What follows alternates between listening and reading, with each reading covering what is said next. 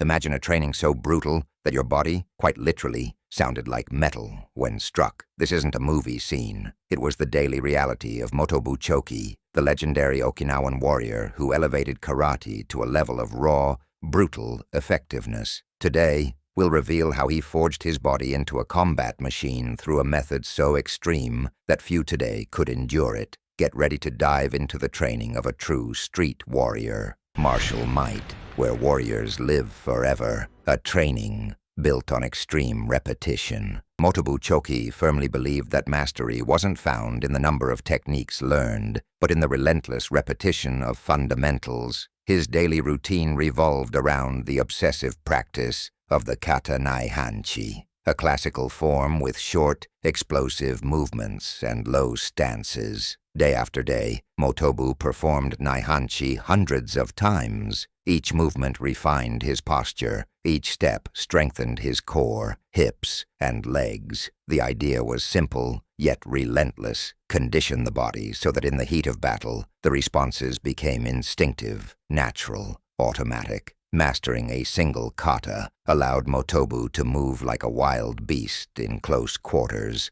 striking with devastating power while never losing his balance. While others distracted themselves learning dozens of katas, Motobu clung to the obsessive repetition of fundamentals. The result? A solidity in combat that terrified even the most experienced fighters. It didn't matter how much you knew. On the street, only the one who struck first, struck hardest, and stayed standing would survive. His philosophy was clear and radical. Better to master one technique until it becomes unbeatable than to know 100 moves with the superficiality of an amateur. For him, Naihanchi wasn't just an exercise. It was a condensed battle, a complete map of how to move, resist, and attack in tight, dirty spaces like the alleys where real fights took place. He turned limitations into lethality, extreme hardening, striking until the body is forged.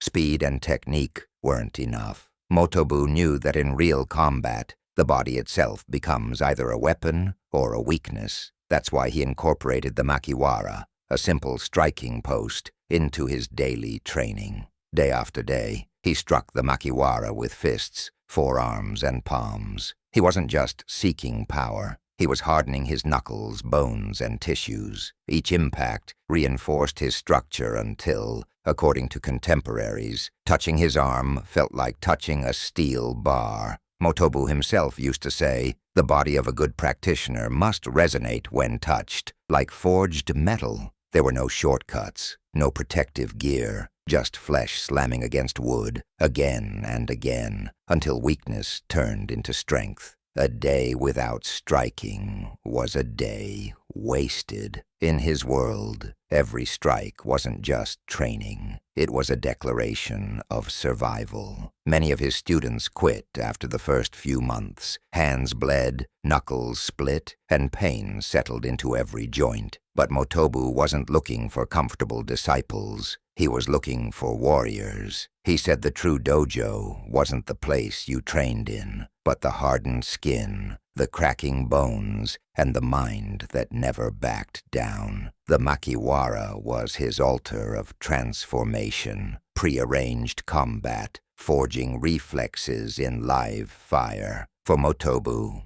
solo training wasn't enough. The true sharpening of a warrior happened in contact with another body, in the clash of energies, in the living struggle. That's why much of his practice involved prearranged sparring and partner drills. He practiced irikumi, a traditional form of semi-controlled combat designed to simulate real situations without descending into chaos. Through kakiri, a drill of clashing arms, he developed sensitivity, timing, and short-range resistance. Each session was a mental and physical battle. Every blow received and delivered tempered his body and spirit. It wasn't a pretty choreography. It was pain, confusion, raw learning. It was preparation for the true hell of the streets. Only those who endured the daily grind could hope to survive a real fight. The rest fell away. And there was the real secret. The training wasn't for tournaments. It was for survival. Every encounter was treated with the seriousness of a real fight. There was no room for vanity or flair. Every strike had intent, every step a purpose. Motobu's dojo wasn't a place for show. It was a forge where bodies of steel and unbreakable wills were made. Street fights, the ultimate test. But for Motobu, not even dojo sparring was enough. He often left the tatami to plunge into the most dangerous districts of Okinawa, like Tsuji, where nightlife and brawls were daily bread. There he challenged anyone who crossed his path. These weren't simulated training sessions. They were real, chaotic, violent battles where any mistake could mean defeat, or worse. With every fight won, his confidence grew. With every blow taken, his mental and physical resilience deepened. It was the ultimate, most brutal form of training. Proof that his karate wasn't just for the dojo. It was for survival. Many masters criticized him,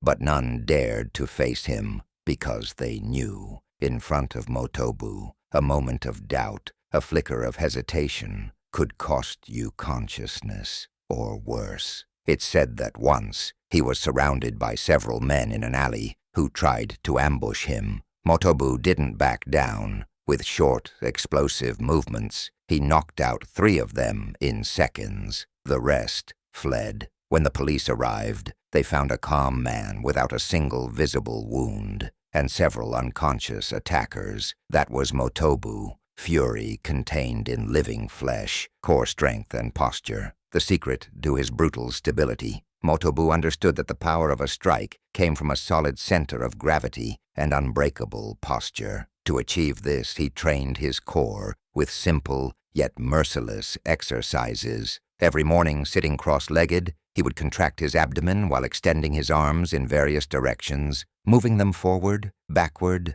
and sideways. This daily practice equally strengthened both arms and solidified his center. He also trained to maintain perfect posture at all times, such as the Hachimonji Dachi, where a wide base and tense abdomen guaranteed stability even amid chaotic combat. In a real fight, the difference between falling and standing tall isn't luck, it's posture, and Motobu knew it better than anyone. A single moment of imbalance could seal the outcome of a fight. Motobu trained so that moment would never come. Lethal results, a body that resounded like steel. Motobu's training wasn't popular, it wasn't pretty, it wasn't elegant, but it was brutally effective. At 52 years old, Motobu knocked out a burly Western boxer in Kyoto with a single blow, in front of a crowd that could hardly believe their eyes. He wasn't a young man in peak physical condition. He was a man hardened by decades of repetition, body forging, real combat, and fierce self-control. Every muscle in his body had been forged to resist, strike, and survive. Motobu Chōki showed the world that true strength doesn't come from talent. It comes from the sweat poured out day after day. That an ordinary body can be transformed into a living fortress through discipline, repetition, and struggle. His legacy teaches us that no matter how decorated your path is, in real combat, only those who train the hardest survive. Summary of Motobu Chōki's training. Obsessive repetition of Naihanchi Kata. Daily Makiwara striking to harden bones. Constant prearranged combat to sharpen reflexes. Real street fights to validate his skills. Core strengthening and posture perfection. If you want to train like a true warrior today, forget the excuses.